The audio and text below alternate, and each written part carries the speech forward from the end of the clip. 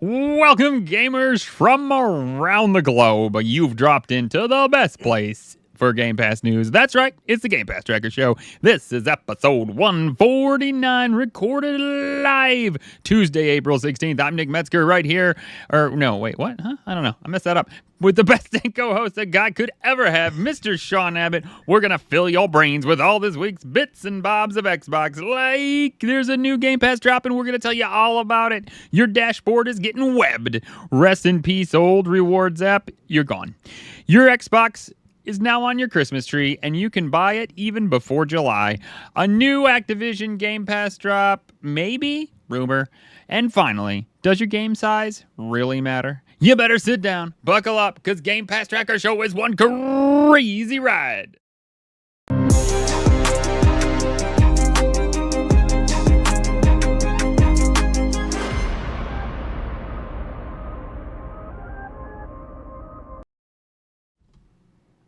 Konnichiwa, my fellow Game Pass enthusiasts, and welcome to today's show. I'm sticking with the trend with a different hello in different languages every single time, so I'm having to do some homework now. Welcome to the Game Pass Tracker Show. You can find us on pretty much every social networking app out there. Everything is at GPT Gaming News. If you have any thoughts, any questions, do not hesitate to shoot us an email. That is show@gamepasstracker.com. And if you're liking what you're hearing, then take your phone or whatever device you listen to us on, go to your podcasting app of choice and leave us a review.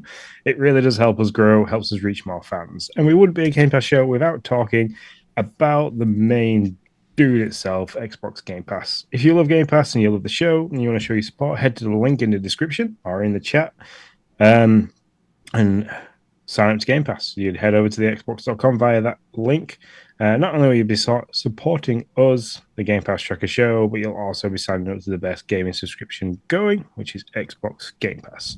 So sign up to whatever level you desire. That be PC Game Pass, Core, who have got 3 new games coming this week, or Game Pass Ultimate. Just play your own way by using the code in the chat or the show notes, and you'll help us continue to create the awesome content that we love to make for you, our amazing fans. So without further ado, let's talk about this week's games.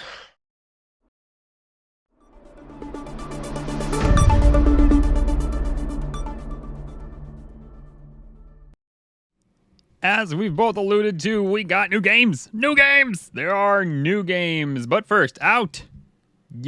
Yesterday? Was it out yesterday? Harold Halibut? Yesterday. I feel like I should have known that, and for some reason, I thought it was out today. Huh. Sure. Okay. Open new I'm link 100% certain. Open new link and stop mumbling. All right. Out yesterday. Harold Halibut. Out today. No, it was today, 16th. Out 16th. I have put the date wrong to that. Oh, okay. Man, That's see, me. that My really bad. Sorry. that really threw me. Like, I was like, out today. I was all ready, and then all of a sudden it was like, wait, what? Okay. Anyways, available today. Available day one with your Game Pass. A handmade narrative game about friendship and life on a city-sized spaceship submerged in an alien ocean. Join Harold as he explores a vibrant, retro, future world in his quest to find the true meaning of home. That is Harold Halibut. It's out everywhere, but only on Xbox Series X and S. Go get it. Go do it. Go the thing. All right. April 17th. So tomorrow, if you're listening to this live, Orcs Must Die 3. This is a new drop that we just learned about. Available everywhere, April 17th. Orcs Must Die 3 ushers orc slaying mayhem to a previously unimaginable scale. I don't know what I imagined orc slaying to look like beforehand, but now it's unimaginable. Solo or 2-player or co-op, arm yourself with a massive arsenal of traps and weapons. Slice, burn, toss, zap hordes of repugnant orcs. It's kind of mean to orcs. I mean, in this long-awaited successor to the award-winning Tower Defense series. And then, the day after that day, April 18th, EA Sports NHL 24, console only, just in time for the Stanley Cup playoffs. NHL 24 is coming to Game Pass Ultimate via EA Play. Members can experience authentic on-ice action and give their Ultimate team a boost with EA Play Mega Players Pack until May 9th, containing 30 items, all gold players with at least 580 plus OVR. I'm saying words and things now I don't even understand. Players for Ultimate Team mode in the game.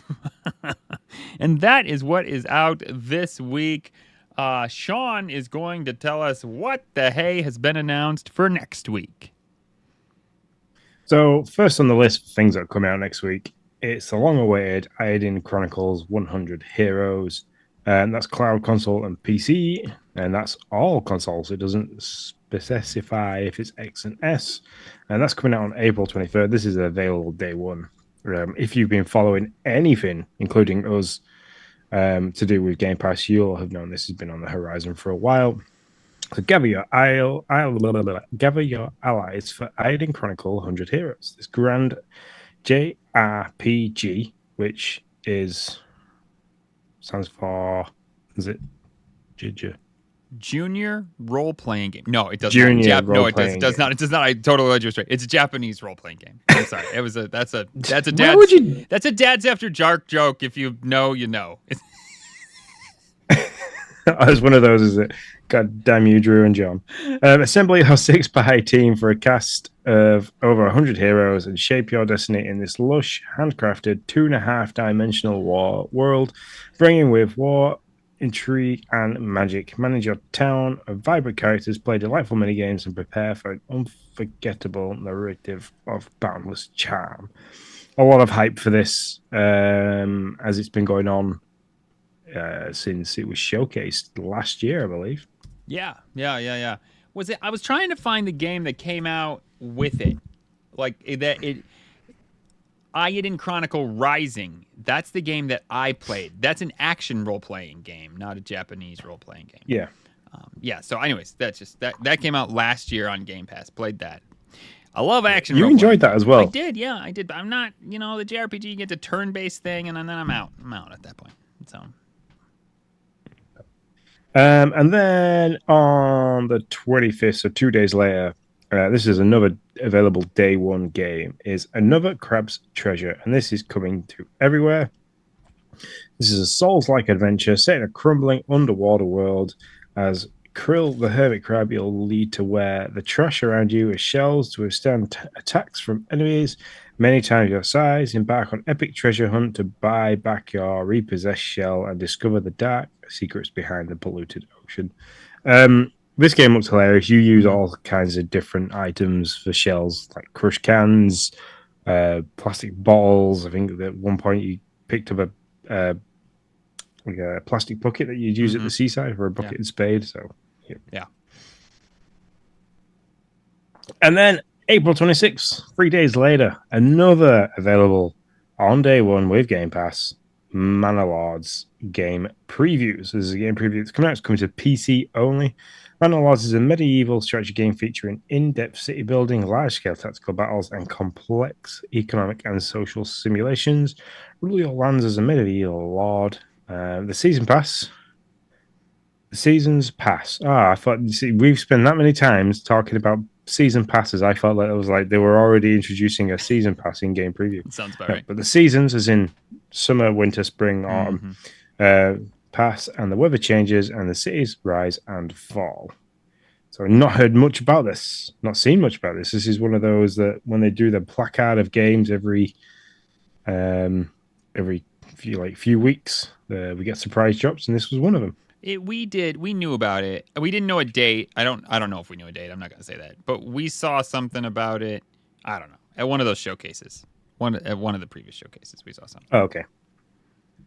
All right. Well, maybe because it was just coming to PC that it's completely gone straight over the top of me. So, and then April 30th, so another 3 or 4 days after that one. This is not a day and date with Game Pass, but it is coming to everywhere. It's called Have a Nice Death, which sounds pleasant. In this darkly charming 2D action roguelike, play as an overworked death whose employees have run rampant, completely throwing off the balance of souls and his vacation plans. Grab your trusty scythe and show your employers who is boss. Yeah. It sounds like a bit of a dungeon crawler. Yeah, to be honest, next week sounds like a good week. Now, I didn't get a chance to get to Harold Halibut, but man, Have a Nice Death and Another Crab's Treasure. I'm excited for both of those, so I'm down. Yep. And then, as we alluded to in the introduction to the podcast, Game Pass core members, it's about time, that quarterly kind of time where you get to, excuse me, experience some more games. You are getting 3 more games with your subscription as a core member. Deep Rock Galactic. When we took a look at the video for this, it looked absolutely balmy. Bit of a multiplayer style where you all help each other. So is it PVE? That's player versus I can't remember. environment, is what Oh PVE yeah. stands for. So is this? You can't. It kind of is. When we were looking at it, they were all like gathering together to shoot mass amounts of bugs and stuff. So Yeah, yeah. It's a yeah, It's a it co-op looked deal. really fun. Look, an action-packed game. He plays dwarves and stuff like that. They had Gatling guns. They had like rocket launchers and stuff like that. And they were blasting away loads of different kinds of bugs. So that looks like a pretty decent game to be getting as a core Yeah. member. Mm-hmm. And then my two really good games I have played to fruition. I played Super Hot Mind Control Delete to death. But that's coming as a core member. I definitely, if you haven't played it, give it a go. It's a great game. And then Wreckfest, which is a hilarious game to play if you enjoy things like Demolition Derby and things like that, as well as like farmyard, backyard style racing games where it's not quite arcade, it's not quite simulation, but and it's also not quite serious. You earn points by smashing cars off, or you earn points by coming first. It's all fun and games. You can drive around. I think there's a race where you race around on lawnmowers as well. So that's a very fun game to play. And they're all coming on April 23rd. So that's next week. Also, St. George's Day, by the way, just in case you're for anybody that's not from the UK that's interested. St. George. I'm not going to do it. I'm not going to do it. Anyways, move on. Moving on. He's the patron saint of England. Oh, okay. Do you get a day off for that? I did it, so it's too late now. No? Gosh. No. I'd like him better if you got a day off for it. Yep. And that's it. That's all the games coming out in the coming weekend for those people that are a core member as well. What's leaving, Sean? So what is leaving? What is leaving? Let me switch screens because So things that are leaving: 7 Days to Die, which was that the one where you kind of had to do things very quickly. No, 7 Days to Die. I'm looking. I don't know. It's a survival horror video game, which you kind of expect by the name. Set in an open world, developed by Fun Pimps. That's the name of the develop. Never mind. It was released through early access on Steam in 2013, so it's pretty old. But yep, it's leaving. Oh, okay, fair enough. Besiege, which is the one where you design different. That was fun. I just played it for a hot second, but it was fun. I can remember you doing that. You streamed it, and I was like trying to give you guidance via the chat as to how to build. You were. EA Sports, NHL 22 is disappearing. Loot River is also disappearing. Pickanuku. Pickanuku. Why do I always get the hard ones? This is not fair. Pickanuku. Pickanosy. Disappearing. And then Ravenlock is also disappearing. All those, barring EA Sports NHL 22, are all disappearing from everywhere, where EA Sports NHL 22 is disappearing from console, but they're all leaving by April 30th. So that's your next lot of games to leave by the end of the month. Man, I think I want to try Pickanuku. It looks fun. It's a puzzle and adventure game where the player must control the protagonist PQ through levels and solve puzzles to progress. The majority of the puzzles involve kicking and pushing objects onto switches to open doors and access rooms. I think I want to try this. It dropped in 2019. I want to give it a go before it leaves. I got to figure out how long that is to beat. Also, if you play before it goes, you should play Ravenlock. It's 4 hours. Doesn't take that long to beat. It's a pretty good game. It's not super hard. It's got epically cool like boss battles. The in-between stuff is kind of so-so, but the boss battles are where it's at, and there's a handful of them, and they're really fun. So that's what I say. I haven't played any of the games that are on that list, so I've got no comments. No comment, Your Honor. All right. Well, Pretty that is much. what's out this week. We just got a drop literally like right before we went live. It was like, boom, there was nothing. Now there's something because Phil was like, we want to give Nick and Sean something to talk about. And so he was like, drop that now. And they did it just for us. That's at least my story. And I'm going to be sticking to it just so you know. But with that, anything else to say before we go to top stories? No, let's go and talk about the big news that's come out this week. Next feed it is.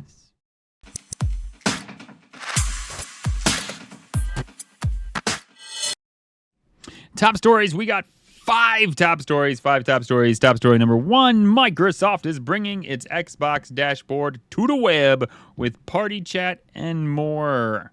So you can now use a browser. Well, no, not now. If you're an Xbox insider and you got the inside, you can use a browser to do party chat and stuff like that instead of having to use your phone or be on an Xbox dashboard. Did I get that right, Sean? Is that what it is? That's correct, yeah. So it's an interface that's come as part of the Xbox. It's kind of bringing cloud gaming and console gaming together and meeting in the middle with the web browser kind of thing. I think this is the start of many different amalgamations that's going to happen to the point where they have cloud gaming on everything with a better, more interactive dashboard than what's currently there at the moment. It's going to be available on smart TVs as well as Quest VR headsets too. So rather than having to just download the app, it means you just going through whatever you want to use is the like web browser. So if I get this right, the Switch has a web browser, so you could access your you could access your Xbox console dashboard via the Switch's browser app, but not play games. Just like do like voice chat. Just you could link up with somebody with party chat and maybe use the microphone system that has the Switch has to chat to people while you're playing your Switch games. Yeah, so you can do this on the app. I was trying to think of like, well, why would I not just use my phone? Like, I mean, I don't like. I'm trying to figure out. But I guess if you're playing on your phone, like you're playing xCloud on your phone, and you don't want to use too much data or all that jazz, you could do that on your phone and then use the browser as your party chat deal. If you had like a desktop or something like that handy. Because I'm really trying to find the use case where this is like why I'm not using my phone and I choose my browser over my phone. Do you? I can't really give a really good example of that other than one that you gave in terms of trying to save data, but it's good for like if you say you're at work, you don't have the console with you, you don't have your phone with you to play games, but you want to drop in with someone of it's one of your friends is like, or it's one of your friends texts you and say, hey, I'm playing this game, it's really cool. You can be like, 1 second, log in on the old browser and go, hey, yeah, so let's chat about it. What's the game like? Talk to me for a while and like, how are you doing, guy? Like, kind of just a way of still being able to have all that contact that you would have through your console, but anyway, you would like. Yeah, I mean, I'm not trying to be negative, Nelly, but Lord knows I usually am. But I'm trying to figure out why, like, how this works. But I guess, you know what? The more options, the better. And you can never have too many options on the buffet menu. So throw another one on there, Phil. I won't poo-poo it, I promise. No, I honestly think this is a stepping stone. I think they're putting it out there to see how it works. And then if it works, this is how we're going to see the amalgamation of cloud gaming come across rather than it just being a standalone thing to have it as a to have it as a web browser. Sorry about that. To have it as a web browser rather than the whole standalone app kind of thing. So it's accessible on more platforms because I'm assuming trying to design an app that works for TVs and then trying to design an app that works the same way on a TV but on a tablet and then MetaQuest headsets, and then this, that, and the other. So it's difficult. You're kind of like developing a shit ton of different applications for a shit ton of different platforms. Yeah. Where in this case, you're just developing a web UI that is accessible via any I see what you're saying. Browser, basically. Yeah.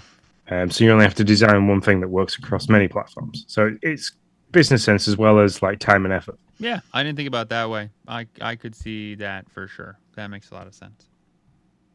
So, Wait, and then you can access, like I said, you can access this anywhere you can access a web browser. So your Switch, your phone, tablet, laptop, TV.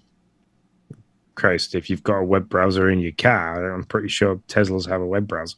You could access it via your web browser in your Tesla. well now you're just getting crazy, Sean. I mean, that's what's going on here. Now you're just getting Oh, crazy. well, I know. No, I like it. I like it. All right, story number 2. Story number 2 is about It Takes Two. The developer is almost ready to reveal what's next. This is Hazelight, who came out with the game of the year. Shocker was this little indie game called It Takes Two. It's a fantastic game. Sean and I rave about it all the time. We've played it.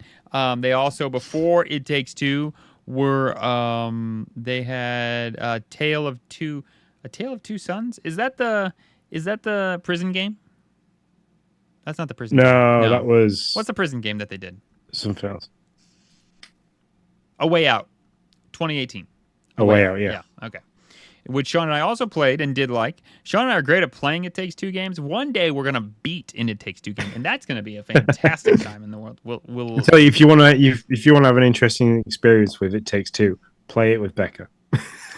Yeah, I don't think Beck would be interested. She's not enough of a gamer to be like, oh, play a game like that. But I started with Lynn's, and it was funny. There was some choice words. I'm sure. I have no doubt. Yeah, I do know a friend who got this, and he was going to play it with his wife. I'm going to see if how far they've gotten in it. Man, such a good.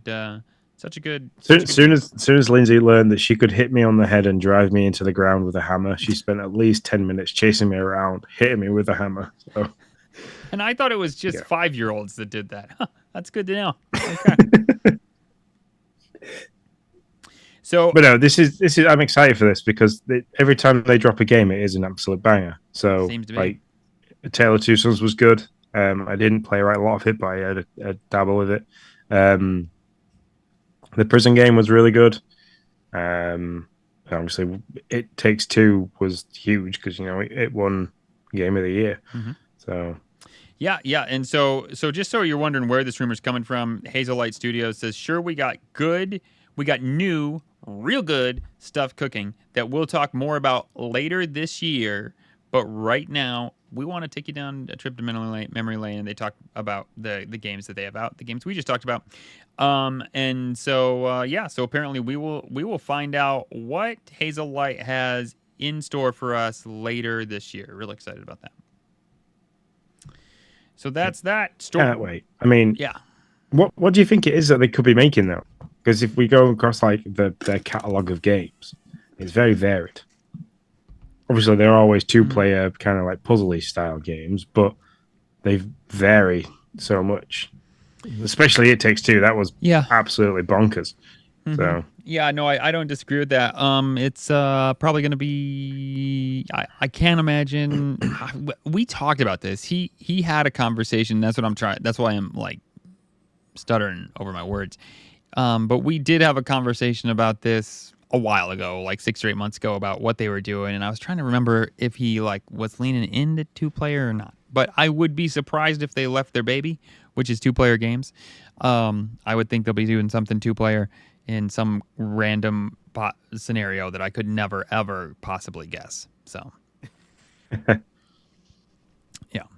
Microsoft Reward fans are story number 3. I'm sorry. Story number 3. Microsoft Reward fans are preparing for a new era on Xbox this week. That's right. The Reward Hub is gone. Or no, I'm sorry. The Reward app is gone. It's shutting down. Its main feature was the rack up the weekly stat points. That is no more. The new offering enters the Xbox Rewards Hub. So, We'll see what that looks like and how that sets out. We talked a couple weeks ago about the fact that you can get almost 1,000 points a week off of this deal. I'm sorry. You earn 1,000 points per month. My bad. For playing consistently. 250 a week. Yeah, 250 a week. My bad. So 1,000 points per month for just playing games consistently. But they did get rid of the play with friends on PC task, which was where most of the points come from or came from. So we'll have to see what they get from there. Sean, this feels like a jumbled mess. I mean, it's good, and I think maybe they'll clean it up. They'll like sweep they sweep this app away, and then maybe they can like give us a straightforward path. But I don't know. It feels like they're taking stuff away and they're adding stuff, and I can't figure out if we're getting more or losing more. And I don't know. It doesn't seem straightforward anymore like it used to. It doesn't, and it's one of those where, like, how do I word this with what I want to say?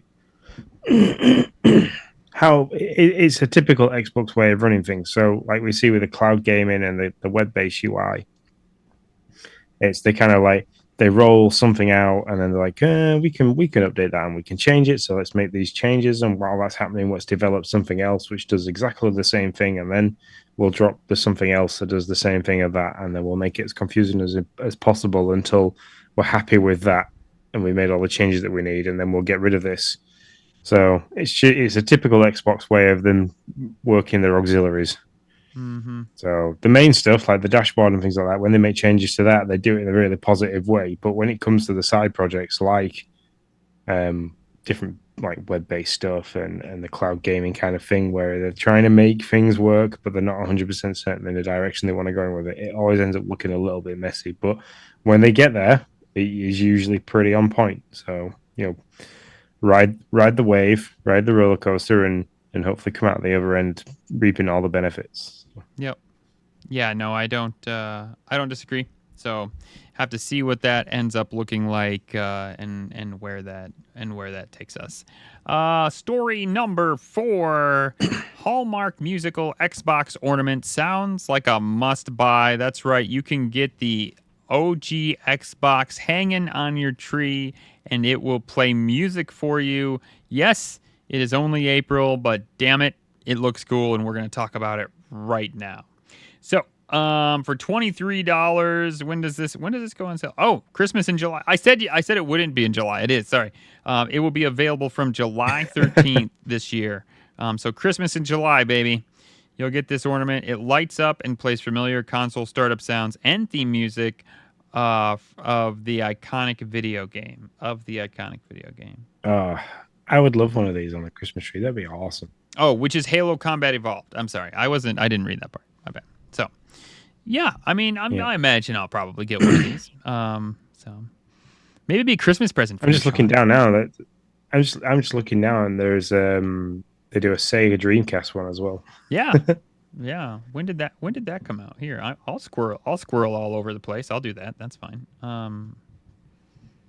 I have so many things up that it actually didn't pop up the tab. Oh, there it is. Let's see. Next web browser looks like the inside of my brain. There is web browser. There is pages open everywhere. There's music coming from one of them. It's pretty crazy. This doesn't say. Oh, 2021. 2021, the Sega one came out. Heck, now it's probably a collector's item. You probably couldn't find it, or it'll cost you $1,000 to get it. Or it's like readily available in the UK because nobody's ever bothered over here. Okay, or there's that possibility too. Yep. So that's. I think we got our first. I think we got our first Hallmark Christmas ornament this year. I think it was a Mario one. What? Is that not like a thing? Hallmark Christmas ornaments over there? Like, is that not? No, we tend to. I was like, obviously, Lindsay likes it to be aesthetically pleasing, so it's like the colors have all got to match. Mm-hmm. And then we have all the special ones that the kids have made, or like people that we've bought because of the kids kind of thing. And we've got one for COVID, which was really the year we stayed at home. Mm-hmm. So what do you do? What do you do with all those? Do you have another tree with all the crazy ornaments? No, we have like the tree goes up and like all the nice decorations go on, and then the kids are allowed to put the crazy ornaments on, but only in specific places that are directed by the overseer. And yes, I just called my wife an overseer. I absolutely love it. Wow. Yeah, that's funny. I mean, I don't care. We could square a little bit. We opened the box of ornaments and we're like, I mean, especially now that they're older. I was more worried when they were younger because we have like some of the glassy type ones, so I'd put those up. But now I put the glass ones aside, and I'll give them one. I'll give them to them one by one so that they don't drop them or whatever. But any ornament that's not glass that won't break, I'm like, here you go, guys, do your thing, and they just kind of like puke them on the tree, and there's like 5 ornaments on top of one another, and I'm like, wait, you should probably do something about that. And so that's how it's done at the Metzger house, Sean. It's just utter chaos with the trees done in like 5 minutes. My job is to bring the tree into the house, put the tree up, and then I sit down and I wait for the craziness to go. Like I have photos every year of like obviously Lindsay and the kids putting all the ornaments on and stuff like that, and it's gradually got to like the point where. Now Jay is older, she kind of stands there with the same look on her face as Lindsay does, like as Emily and Logan are just absolutely destroying everything that they had planned. So that's fantastic. Yeah. And then once they're all finished, and like we've got one of those trees at the moment that has all the artificial snow, I come in and I clean up, and then it's like then I sit back again, and Lindsay comes and takes photos. Yeah. I love it. We all have our place. I love it. Yeah, I know. It sounds like you got a great plan. I mean, it sounds great. I used to do, before the kids would take the ornaments off and put them on, I used to put a bag over the tree and use a bungee on the bottom of it. And I would do this with no joke, with the ornaments on the tree. And I'd bungee the bottom of it.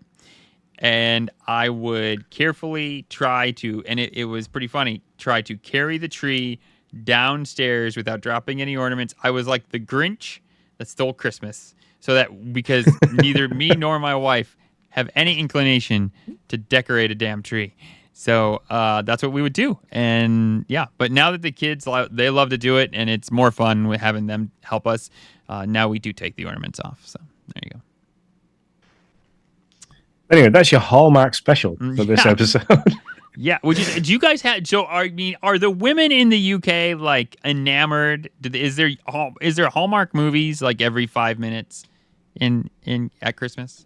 I don't understand. What would you call as a Hallmark movie? Because I think hold on. We have movies that we. I'll let you know. This is what has to happen in a Hallmark movie, Sean. We are so far. We aren't even on the. We're in a different continent. This is what has to happen. There has to be a woman. Okay, there has to be a person who falls in love with a jerk and then immediately meets like the most amazing person right next to, like right after. And then there has to be the tension. So you're just describing Bridget Jones's Gyro there. Probably, I'm probably describing like 1,000 movies. And then, well, I am. I'm describing 1,000 Hallmark movies. And then they have to like go through the tension of like, no, I can't be with you because I'm with him, but he's a jerk or she's a jerk or whatever, whichever. I'm not trying to gender here, but whatever. And then they have to get to a point to where it snaps and they break up, or these two fall so much in love that they're like, no, we can't. And then that happens, and then they fall in love, and then they dance in fluffy snow and they kiss, and then that's the end of the movie. And you just take that bit and you throw it in whatever like skin you want, whatever theme, whether it's a post office or a work setting or you're in a ski cabin. It doesn't matter. There you go. I just kind of broke it down. I can't say we watch those. I think Love Actually is probably one of the only ones that we watch yearly. But then after that, it's Grinch, Elf, and Polar Express. I like it. And Die Hard. I always watch Die Hard because that is a Christmas film. And if you disagree with me, come find me. Come fight me. It ain't Christmas until Hans Huberman has hit the ground. I love it. All right. Well, there you go. Anyways, in case you were wondering what the hell's going on in this podcast, Hallmark has released an Xbox ornament, or will release an Xbox ornament as of July 13th. And you should go get it because it's the original and it's Halo and it plays fun music. You should go get it because we just spent 15 minutes talking about Christmas in freaking April. Hey, Hallmark, you want to sponsor us? After I just shit all over your movies, probably not. But whatever.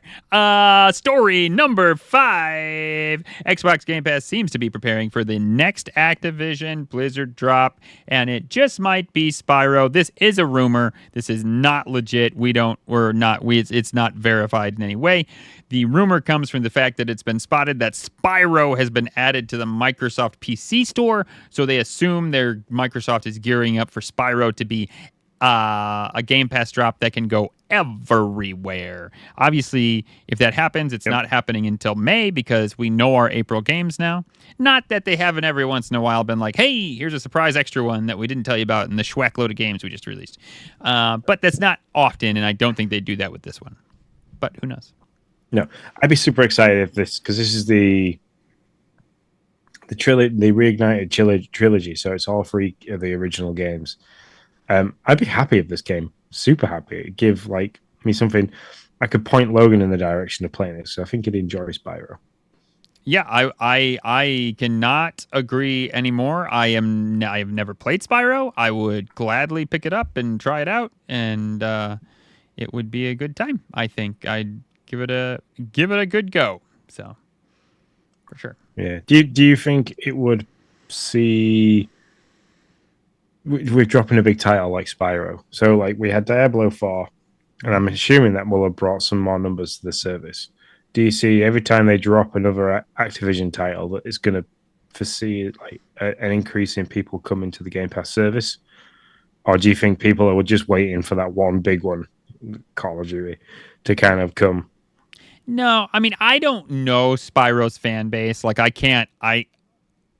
In my sphere of friends, nobody's like, oh, Spyro's great, I love it. But that doesn't mean it's not. That just means it's not in my little bubble. So Diablo brought people to the service, no doubt.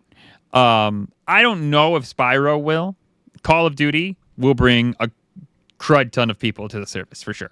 So a lot of these games will. I don't know in what I see, Spyro doesn't have that pull, but I could be wrong and just not in that right bubble of Spyro fans. So I don't know. All right, fair enough. That is the end of our X feed. In news bulletins, Fallout 76 is enjoying a huge resurgence on Xbox Series X and S, thanks to the most awesome Fallout series that Sean and I will probably talk about more in the party chat because, we like it. And that's our news bulletins feature story. This is a question, we'll expound on it. Do you actively avoid Xbox games with massive download sizes? I'll start it off with this, Sean. I don't, unless I'm on the fence. If I'm like, I don't know if I'll like this game or not, and then I go and try to download it, and it's like 80 gigs, and I'm like, oh, no, I don't really want to put the effort into that. That's too much, especially if I'm going to just delete it, So that's my first blush. I added this as an open question like that because we are 2 different users. That's true. You're a Series S user, I'm a Series X user, so I've got the extra 512 gig on top of your 512. So I look at things differently. It's like I constantly roll and I maybe have 800 gigs spare because I forever cycle through the games on the dashboard. So if I haven't played them for a while or I've played them and not enjoyed them, I kind of let a few build up and then I'm like, I really need to clear that out because I'm getting close to the 80% mark. So I'll get rid of them. But for me, it's the size thing comes to how long have I got to wait till I play this. So I have my internet is 130 meg down. So, okay, to kind of look at it and go, well, if this is 100 gigabytes, it's going to take an hour or 2 to really get this downloaded to a point where it's going to start. But then sometimes you can even get to the point where it says, hey, it's ready to play. And it's only 50% downloaded, then you go to try and play it, and they're like, "Oh yeah, you have to wait for the rest of the game to download." I've had that happen all the time. Don't tell me it's ready to start. Yeah, I know. So, but yeah, I will avoid it. I'll avoid. It's one of the first things I look at. So when a game comes out, I go to install it and instantly look at how big Mm-hmm. this is going to be, because how big usually for me, how big this game is going to be kind of says it's either going to have a lot of information in it, or it's got a lot of information in it, which means it's either going to be a really long game or it's going to be a really detailed game. But that doesn't always ring true, because I've played games like Little Gator Game was barely anything, and that game's huge, Mm-hmm. and there's quite a bit of detail in it. So, yeah, you can go on with it, but I will avoid it, but mainly because of internet speeds. That makes sense. So, I do know that feeling. I don't have it anymore, but I did. Although I don't get on the Xbox. I mean, like I have a gig down. I don't get a gig down on the Xbox. I get, I'll be like get 600, 700 megabytes a second or something like that. So I mean, it's still great. I mean, it still goes pretty darn quick. But so that's almost a gigabyte a second. yeah, exactly. So that's not my gauge. My gauge is really is for me somewhat size. Like, so I'll look at it and be like, okay, it's large, and what do I have left in space on my S, and what am I willing to get rid of? The Xbox is a total different beast than like the Switch. The Switch, I have this like grasp on games, this grip, and I'm like, no, I must have all my games all the time. Like I just keep upgrading my SD card to get larger and larger so that I can keep all my games on my SD card. And I don't play 95% of them. But for some reason in my head, and I'm kind of just clicking out of that, but for some reason in my head, I was like, nope, I got to have all my games available at any time just in case. Xbox is totally I'm going to let you into a little secret with my Switch. What's that? I don't have an SD card. How do you even survive without an SD card on a Switch? It's like 32 gigs, right? Isn't it 32? Yeah, I just archive the ones that I'm not playing. I'm literally frozen. I don't even know. I think the SD card that I do own for the Switch is in the OG Switch in Jay's room. I don't even know what to do with that. Even the kids even the Switch Lights that the kids have got haven't got SD cards in. I mean, I applaud you for your ability to run on such a slim amount of data. I could not do that ever with my Switch. I have a terabyte in mine, and I think in fact, I know it's almost full. Of just stupid amount of games that I'd never played. Most of them are like review shit that I got, and I'll like never play them. I legit came across a game the other day that I clicked on because I was actually getting close, and I was like, I should probably try to figure this out. I don't need all these games. I'm being dumb. And I clicked on this one game. I was like, what is this? And it's like, yeah, this game is no longer in the store. It doesn't even really function. It's pretty much what the warning said. And I was like, oh, okay. I guess I'll delete that one then. That's good to know.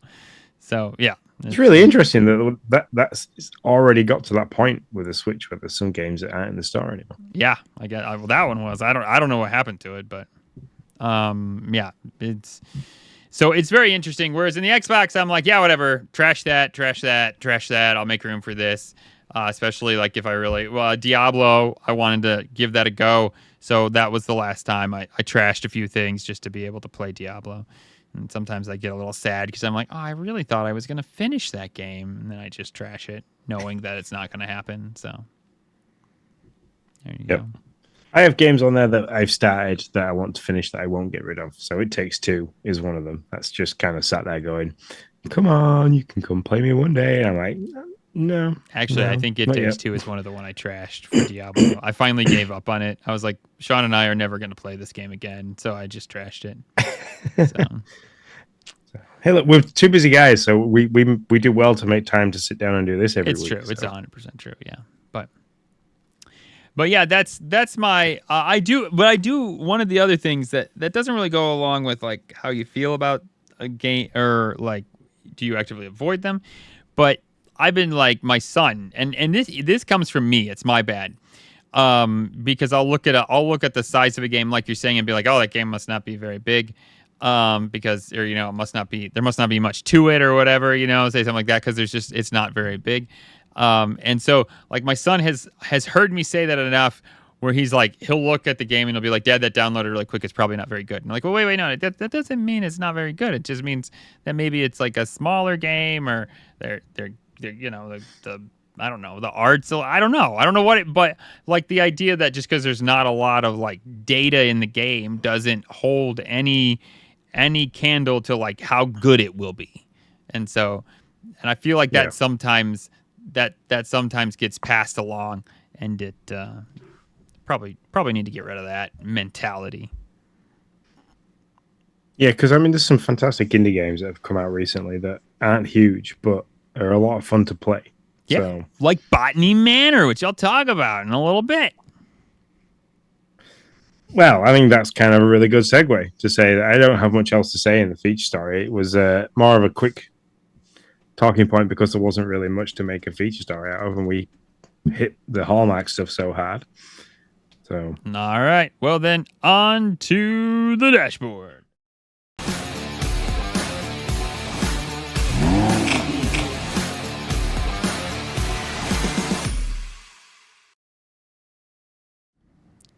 I'm gonna be real level with you here, Sean. My printer has decided that I don't know what it's doing, but it's decided to make a lot of noise. So if you hear it, like, I don't know, it's making this like. So I'm sorry if you're hearing that, but I am shutting it down at the moment. This is a true statement to the Shure microphones, that they are very good at getting rid of the noise that you don't want them to pick up, just your voice, because I can't hear it. So good, because I looked over and I was like, what is that thing about to like start walking or something? So that's good to know, but it's now turned off. So yeah, I'm not printing anything over here. I don't know what happened. Anyways, dashboard games we are currently playing, games we hope to play in the near future or before the next podcast. Sean, what are you playing, sir? Since we last did an episode, I haven't played anything. I haven't had any time to play a single thing. I don't know what happened to the back end of last week. I'm assuming I got very, very, very busy. I love it. You're like, I basically passed out and I have no idea what the hell happened, but I didn't play any games. What did we did what was with Thursday, so it was Friday. I got up. I must have blacked out. Yeah, I got up. I edited the audio, got the audio out, and then you got the audio out, and Lindsay gave you a drink, and then you woke up on Monday, and that was what happened. I don't know. Yeah. No, I worked all weekend, so didn't get anything done gaming wise at the weekend. And then yesterday, I spring cleaned the entire house because it's that time of the year in the UK where the weather's changing. So I kind of kicked the house to bits and cleaned everything. And then today I went mountain biking. So first time back out on the bike since September last year when I came off and destroyed my elbow. Mm-hmm. So I did that. So the only game I've really been playing, and this is thanks to the Fallout series on Amazon, is Fallout Shelter. I'm really enjoying it. I've got to the point again where you can start doing quests, and they've got all the Fallout TV show quests. So I've unlocked the Ghoul, I've unlocked Lucy and Maximus. Just started a quest where I can go and unlock Cosworth, which I thought would be quite fun to have the robot floating around in there, as long as it doesn't do the things that the robot does in the show, which I don't know if you're that far yet. Yeah, I got that far. Mm-hmm. Okay, good. That was the freaking awesome bit. Mm-hmm. It's hilarious. But yeah, other than that, I have literally just been. I nearly finished the show, or the season of the show anyway. So yeah. Well, we'll talk about that. We'll talk about that in a second. All right, so that I have played 2 games. One was already out. One came out since last time. I played Botany Manor, and I beat it. It's very short. If you like puzzly environmental games, you should play it. It's like, don't think of it as like a farming sim or anything like that. Nothing like that. Like it's not what it is. It's literally like you find a pack of seeds, and then you have to look around and try to find clues on how to make that pack of seeds bloom. And so it's a very much more about just the puzzles and decoding different messages and being very observant at what you're looking at and making sure that you are doing all the things. My son actually really, it's a one-player game, but my son and I played it together, and we had a blast. He'd be like, Dad, I think there's a poster on the wall, and if you go back to the poster, you'll see. And it was just like, so we played it together, and it was fun. We understood all of them, except for one of the seeds that we ended up making it bloom, but it was like, I don't know how we did it. We understood all the pieces. There were all these posters on the wall. One of the posters was the right poster, and I'm sure somewhere in the manor it said it gave the clue on how to know which one. But we'd go down. My wife was up at the time, and she was watching us play. I would go down, and each of us would memorize the colors on one of the posters. There were 9 of them, so we luckily only had to do it twice. So I would run down, we'd memorize the colors on the posters. I'd run back up, put the colors in the certain order that they had to be, and then it wouldn't work, and then finally it did. So I don't know how you were supposed to know that one, but anyways, other than that, we've had a good time. I mean, even with that, we had a good time. Loved it. If you're a puzzle fan, you should definitely give it a go. Then I played a little Get Your Game, and Sean, you're so right. This is the cutest love. I said it on X. It's the cutest love letter to Zelda ever. I absolutely am enjoying this game. I haven't beat it yet, but I will certainly get to the end of it. It's just great. It's absolutely great. It's everything. I mean, I started playing it, and they were talking about like, oh, you got to be green, and to be a legendary hero, you got to have a pointy hat and with pointy ears, and you got to be green. And it's they're these little kids, and they're making their own like live action role playing game, and it's very Zelda centric, and it's fantastic. And they goof on themselves, and they goof a little on Zelda, but in a loving way. And it's just fantastic. So I won't say any more about it than that. So. I'm gonna say it was. I said last week it was a great game. So easy to play as well, without the fall damage, without anything attacking you. There's no like element of danger. So It's just you kind of end up, I don't know, traversing the whole area as however you please, which is nice. Yeah, and so like if you're wondering how that works, you get a sword, which I don't know. I don't want to spoil it for anybody, but I will say, did you get the sword, or did you have the stick? Did you get that far? I had the stick, and then I gave the stick back and got the sword. Oh, you could give it back. Oh, I didn't know. So my son was playing, and he was like, he came up and he was like, the guy came up and he was like, did you see a stick laying around here? And my son was like, Dad, do I have to tell the truth? And I was like, this is a video game, buddy. You can do whatever you want. I was like, you goof around however you want. And he was like, no, I haven't. And so he's like, oh. And then when you say no, because you stole the guy's stick, basically, you didn't realize it, but you stole the guy's stick. And you're like, no, I haven't seen a stick, the one that's on my back. And then the guy like pulls out this cool wooden sword, and he's like, oh, because I found this wooden sword. Thought you might want it, or thought this might be yours. And so then you like lose the sword. So you just went back and talked to him again and like re-answered it, basically. Is that what you had to do? Well, he wasn't there the first time. Yeah, no, he's so not. I went up and did the quest, and the stick was in the ground. Yeah. So then I walked back around, and I was like, there's somebody like looking into the hole where the stick was. So then I spoke to them, and they were like, well, have you seen the stick that was here? And I was like, well, yeah, I have it. Here it is. And he was like, all right, cool, thanks very much. And they just gave me the sword. Yeah, no, that's the same thing my son did, except he did the other option, which was like, no, I think it literally said like, no, I haven't seen the sword that's on my back right now that was in that hole. And so he's like, oh, bummer, because I found this sword, and I was thinking maybe it was yours. And then he kind of just walks away with it. And Noah's like, no, I want the sword. And I was like, well, there you go. You made your choice, pal. Yeah. So now if we want the sword, we have to spend 350 confetti pieces. No, it's not too bad. No, it's not. It's not.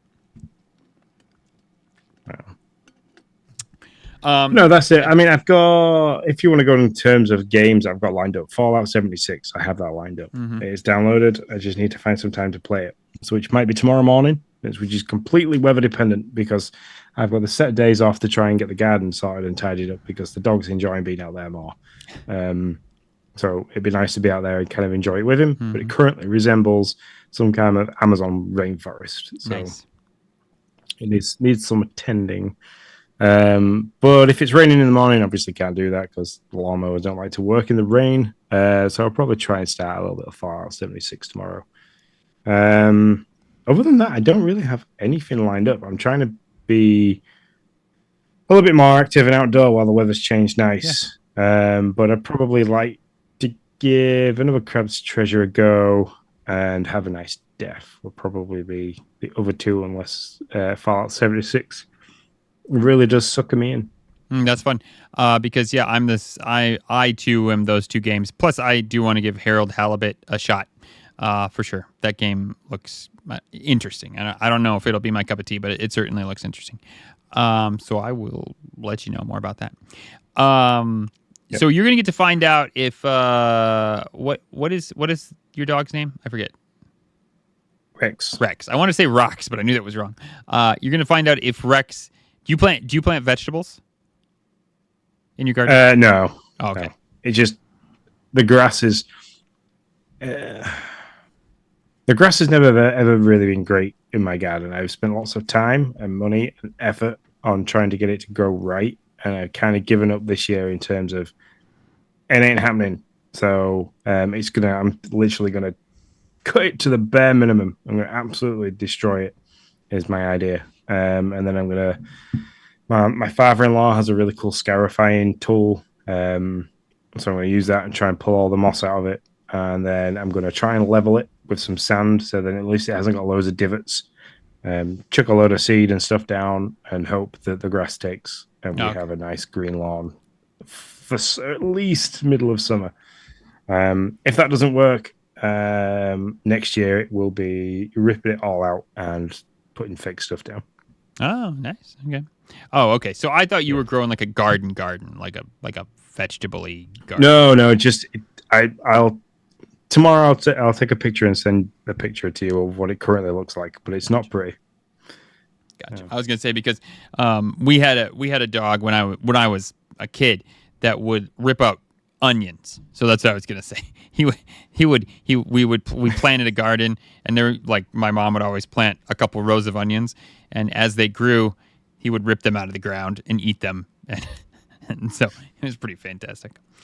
But that is what we've been playing. That's what's out, man. We gave you a full thing.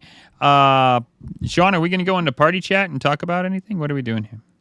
I was just gonna say one last thing. Okay. If you're a fan of the game Firewatcher that was on Game Pass, I would go and give a podcast by Bloody FM, which sounds a bit weird, but it's not. Trust me. It's a podcast called Tower 4, and it's a bit of an audiobook with that's more of a story rather than a podcast. It's a story with sound effects and bits and pieces like that. But if you were a really big fan of Firewatcher, you'll really enjoy this Tower 4. It's got the same premise: guy in a Firewatcher tower in the forest. He talks to a woman via the radio called Amber, like you do in Firewatcher. Really, really good show. I'm 4 episodes deep into it. I found out about it today from the guy I went mountain biking with. He suggested it. I put the first episode on my drive home, and by the time I got home, I'd listened to the first 2 episodes and I was hooked. So just an FYI, if you've got stuff that you like to listen to as well as play games, it's a really good one. It's an easy listen to. So. There you go. I like it. All right. Let's go to the party chat. It's party time! Woohoo! Oh, yeah! We have party chatted. Sean, so I'm on episode 4. Oh, by the way, we're going to be talking about Fallout. So if you don't want to hear anything, we love you. We thank you for listening. We thank you for making it this far. Like, it's been out a week. Have a great day.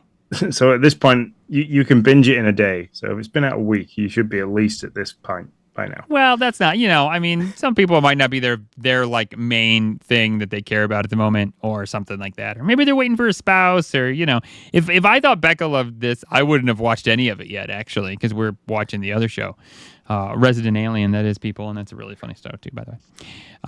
So anyways. So I mean, Sean's almost beat it. Sean's almost completed it, finished it, and I'm at episode 4-ish, somewhere around there. So I've got to the point to where she's met Maximus, and they're on the road trying to find the other. What is Titus? Well, no, that was the guy he killed.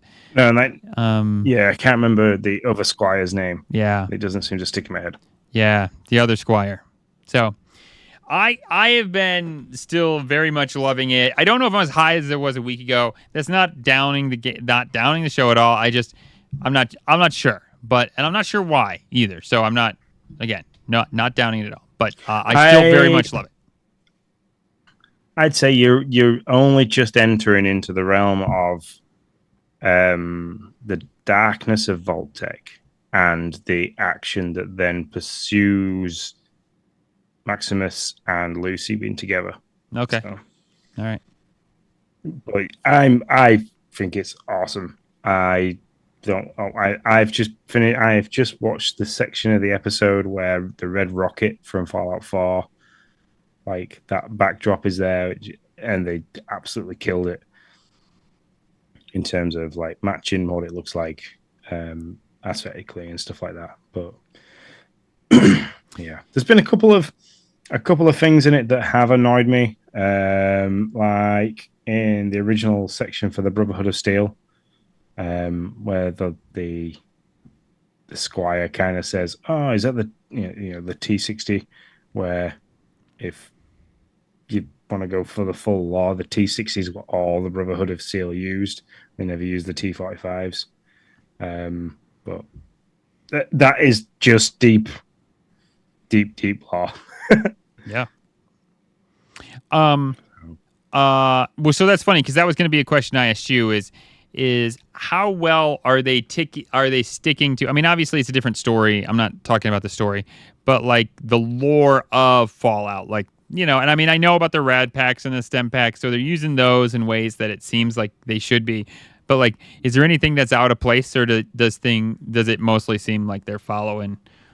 No, it's fitting into the timeline. So the timeline for all this is the bombs drop, and then like if you want to go games wise, I think like Fallout 76 is the first in the chronological timeline to happen. So Fallout 76 is actually happening well before the first Fallout game and Fallout 2. Okay. But they're sticking to it. They kind of put this timeline around the same as Fallout 4, so 2132. Okay, it's kind of sitting in that kind of area. And it's working really well. I mean, they've got the Ghoul constantly having to use those breather right things, away whatever it is, incubators, to keep him alive. I liked the transition for the Ghoul going from being okay to being a full-on zombie Ghoul, kind of wants to eat everything that moves. Like that. I liked the bear. I like the fact that they've used the power core in the Brotherhood of Steel armor and things like that, and like that he got stuck in it because somebody stole the car. So it's just I'm enjoying everything, all parts of it. I think cool. It's another one of those that's been done so well. Like there has been adaptations of TV shows like The Witcher, which came away from the lore, and that really upset its fan base. And I have a feeling that Bethesda are going to have a really good reign on Amazon MGM Studios to not do that, because they're not going to want to upset the fan base, especially if it's so big and broad across many different games, but also because it's reigniting a lot of people into playing things like Fallout 76. Yeah, I agree. I think it's funny. It's an interesting juxtaposition between like, you're like, hey, keep the lore the same so we don't upset the fan base, but do whatever you want not whatever you want, but play. You can do what you want with a story, which I think is an interesting juxtaposition to Halo, where it's like, the community was just utterly like beside themselves that Master Chief might take off his helmet, and obviously has spent pretty much the entire second season with his helmet off almost. I mean, I think I finally got to the point where he put his helmet on, to be honest. And so I think that's interesting. I had told you this last week, and I really want this season of Halo to change how people view Halo the video game, and specifically how Xbox does. Like, I want to see Halo be kind of like the Fallout, have kind of like a Fallout mentality where it's like, okay, it doesn't always have to center around like Master Chief, like give me a first person shooter, but let it be an RPG. And that's fine. Like if you're like worried that Master Chief's going to be part of it, then don't make it Master Chief. I don't care. Make it even a Spartan 3, like make a fun story out of a Spartan 3 and do something like that. I just think there's so much you could do with this universe that they have not touched. And that's what I would love to see happen. And give it to somebody else. Like give it to Obsidian. I really like for that. I really want to see them do like a fun RPG out of the Halo universe. Yeah, because you kind of get set in your ways. Like the studios behind Halo must have just got set in the way. They know that people are going to play it because it says Halo. Yeah. So it doesn't matter what the game is like. Like Halo Infinite, I think there's more people now that play the online than they do the campaign. Because the campaign was okay. It was sparse and empty in places, but it played okay. But more people playing the online stuff, where like I still every now and then like to dabble back into like Halo 3 and stuff like that. And even back as far as Halo 2, if I can get my hands on something that'll play it and rerun those stories because they were just really good. Yeah. Yeah, no, I just think it's really interesting. I think it's a little bit of like, I don't think it's as much a laziness as nervousness. And that's what I hope that they're nervous that they're like, man, because not that a series doesn't cost a lot of money, but a video game, I think, costs more money than a series, but I don't know. I could be wrong. Anyways, they're just nervous because they're like, man, if we change this up and the community doesn't like it, then we're going to lose all this money, right? And it's like, okay, now the community is seeing that you can take the helmet off of Master Chief and Master Chief's still Master Chief and it's still cool and everybody's still happy. So now let's use that and move that into the video game space and let Xbox really do some fun things with this cool universe that they've created. So that's my hope. Yep.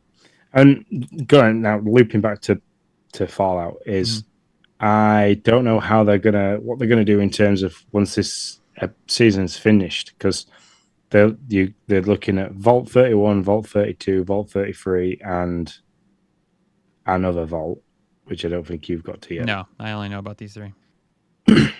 So, like, I don't know if they're going to just focus on those and carry on the story. I don't know if they're going to keep Maximus and Lucy in it and things like that. But there is so many different factions. So, like, we've got the Enclave that they've kind of touched on.